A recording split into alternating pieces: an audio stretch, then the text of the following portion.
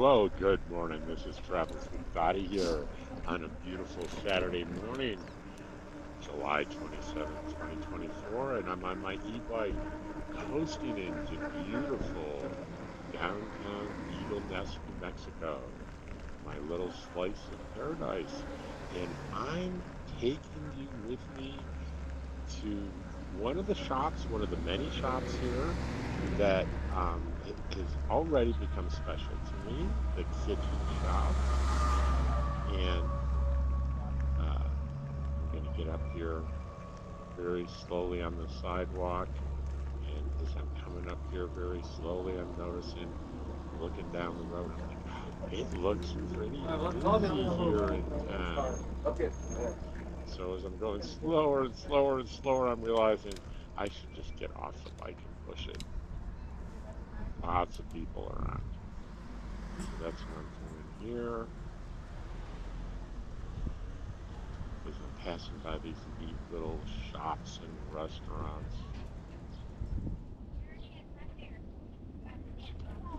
And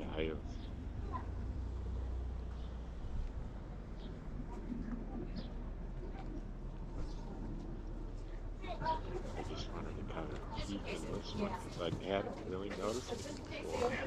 On a little scouting operation there. It's not our destination, but it was a neat looking shop. So we'll check that out probably later this week.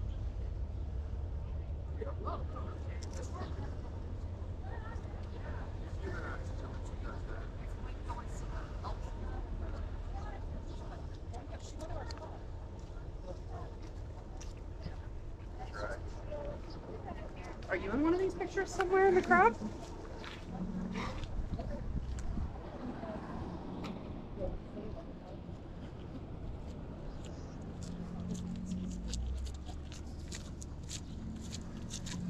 Look at that beautiful blue sky and those emerald green trees. I can't get enough of this, folks.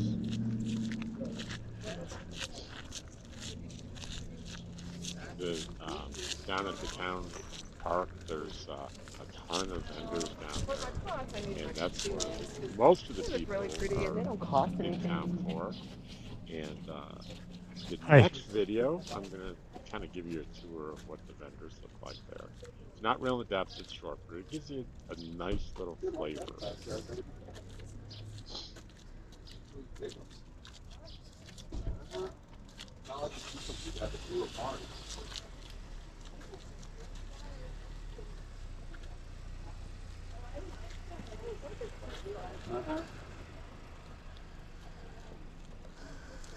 Some of those flowers are real. Some of them are pieces of artwork.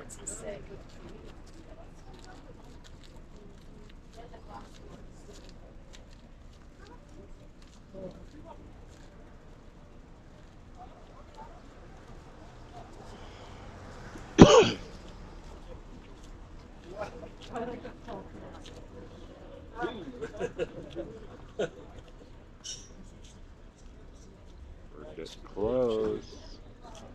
And we have arrived. Very excited. This is the store I'm looking for. There's a man in here I want to see and meet. So what do you have to say?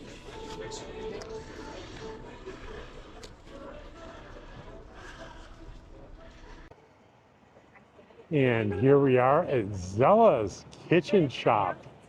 And this is going to be a pretty exciting thing that we're going to do. We're going to talk to the owner and take a little tour around the shop. And I think you're going to find it very interesting. So you guys have gotten to Travels with Dottie again. And this gentleman is, you guys have been following me. You know who Nathan is, who's helping me with my RV problems. And this is his dad. And this is the shop I was in the other day. And sir, if you could introduce yourself and tell us about the shop, and we'll roll from there. Well, my name is Bruce, and we've had the shop now 3 years, but it's been over 40 years in existence. Zella, a Louisiana lady, nice, came up here, brought our own building and put an A-frame in down the street and started the business. These preserves were hers, using the same things as she's used. People have to taste them to understand the quality. They are above the average. We bought the RV park when we first moved here about 19 years ago, and then sold it to Nathan, and a friend of ours had a stroke. We didn't want to turn it over to a pot shop, so we helped her out and giving us an opportunity to sell some of our wares, like the Native American jewelry, and we have rocks and a lot of other artifacts that we've collected through our travels. And now we have all kinds of goodies, from kitchen gadgets and knickknacks to stuff from Alaska. It's a place that's got something for everybody. So 3 years here, but were the owner of Golden Eagle RV Park. How long total have you been here in Eagle Nest? This is going to be our 19th winter. 19th winter. So now I want to know, what can you tell us about Eagle Nest in this area that myself, I'm fascinated by it. My viewers are hungering for information. Well, we spent 5 years traveling around the country in our motorhome, buying and selling Native American jewelry with the sole purpose of finding a place to relocate. We lived in the mountains above Palm Springs in Southern California, close enough to everything, but there's too many people, too much going on. This has it all. It is spectacular. Like I said, one of the best kept secrets here. We've got close enough to everything, but far enough away. I tell people we have everything Colorado has except for the people and mosquitoes. And don't tell anybody. Well, I came here to stay with Marty down in Marty Weathers? Yes. and for 2 weeks. And it wasn't 3 days before I fell in love. And I said, Marty, I don't want to leave. What can you do for me? She's booked up, of course, and she was kind enough to put me out in that property next to the RV park. Yes. And ran an electric line out to me, and she just gives me everything that I ask for. Such a kind woman. Yes. And so I'm going to stay until probably early September, and then I've already booked a spot from June 1st to September 30th next summer. That's cool. How in love I am with Eagle Nest. Well, you're not alone. Like I said, this is an oasis out here in the middle of nowhere. If you're close enough to culture, there's 3 distinct cultures in New Mexico. The Anglo, which is the most recent, the Spanish, and the Native American. And there's about 1/3 of the state in each one, so there's so many places to go, so many things to do. If you like history, prehistoric days. I love history. But we've got it all here. People like mining. There's the Mount Baldy up here behind us was world famous for the gold mine. There's a big gold rush up here. Yeah, I think it was 1911. Colfax County had between 200,000 and 300,000 people living here, and it was the richest county in the country. Now we have less than 13,000 living here. Now, during those years, was Elizabethtown the county seat? Well, at that time, correct. Yeah. And then they moved down to Raton, but that area from Raton to Las Vegas, in this area was really happening. The Wild Wild West is right here. Yeah, it's. I've been to Cimarron several times, done videos, at least 2 videos on the hotel. It's an amazing. We've had 2 paranormal experiences ourselves there. Really, I've heard about that, and also, this is a little obscure. I heard about an alien abduction that supposedly happened in Eagle Nest to a mother and her daughter, I think in the 70s. I hadn't heard that. And there's stuff about cows being taken. That I have heard. I've talked firsthand to a gentleman who has a big ranch, and he had a cow mutilated. He reached down inside to feel what was going on. His watch stopped. He got blisters on his hands. Yeah, that has happened here. Yeah, and there's a plethora of strange reports on cows during that time period. And yeah, it's pretty fascinating. It's not just cattle. There's all kinds of sightings. Are you willing to tell what paranormal experience you had at? Yeah, but I'm gonna take a minute here and. Okay. This is take care of customers. All right. So I wanted to show you. I'll do from the street here. Well, I'm waiting for the business to calm down next door and continue that interview. This is the Thai restaurant that I've heard so much about. It really, really is pretty cool. There's a menu out here. Let me show you the menu. And the cover of it, it's closed on Mondays. It's open today. And here are the daily specials. And as we open the menu, we have the appetizers, rice plate, noodles, stir fry, a children's menu, and their beverages and desserts. And I've heard very, very good things about this restaurant. And I'll definitely be trying it at some point. And when I do try it, I'll ask the owner for permission to do a review video on it. I wanted to show the huge wall of all kinds of kitchen gadgets that they have here. I mean, there's all kinds of fascinating things here that are available for sale. And everything I see looks very high quality merchandise.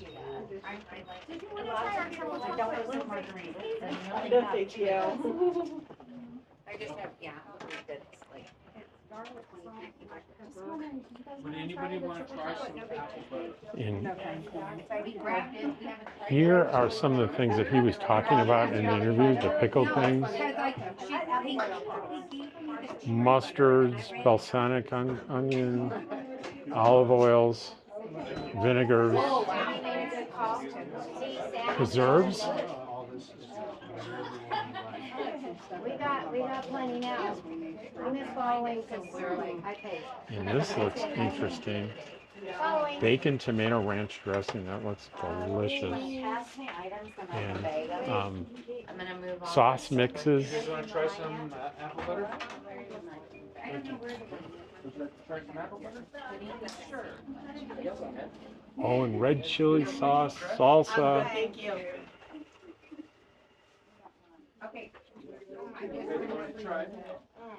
So I highly recommend.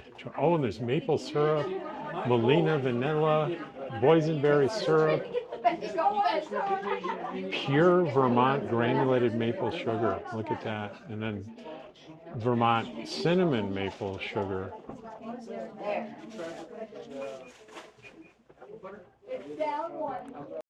You were going to tell me what happened at, what's the name of the hotel? St. James Hotel. St. James Hotel. When we first came here, this is a paranormal experience. They wouldn't allow us upstairs unless you stayed in the hotel. Well, we had a gentleman who stayed at our RV park who got a job as a night watchman there in St. James Hotel. We like to take our friends and family down there to show them something really special. And I asked him, I says, do you think you can get us upstairs? He says, I can do better than that. I can get you into one of the rooms, or several of the rooms. So as we went there, you climb the stairs to get upstairs to the balcony. And as we got a hallway on the left, the first room on the right, this is what happened. He unlocked the door, and as he opened it, he had to pull a string from the top, pull string to turn the light on and the fan, and it did this type of thing. And then it went just huge circles. He left this and went across the hall to open up another room, and a gentleman came in who was staying at the hotel who had these ghost-busting glasses, and as he looked into the room we were just at, he goes, "Oh, you gotta see this." In the top left-hand corner of the room, there was a big orb about this big just pulsating. Really? And at the door we're standing at, had a hand that looked like it was severed right here at the wrist, trying to close the door. That was the first experience. Hair in the back of our neck came up. It was pretty cool. Second time, as we took the group down there, we were in the dining area, and our back was to the fireplace, my back was to the patio. And when you take a group picture, you want to take 3 or 4 pictures to make sure you get a good one. Right. First picture had an orb in the top, second one had an orb in the middle, third one had nothing.